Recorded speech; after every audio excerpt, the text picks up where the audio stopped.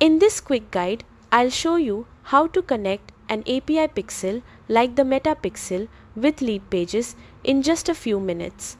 Before you start, make sure you already have your Meta pixel base code ready.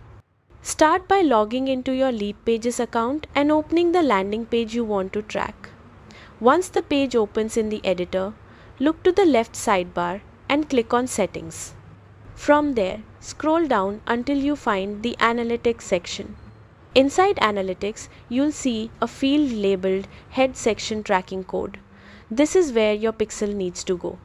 Paste your full metapixel base code into this field exactly as provided, without changing anything.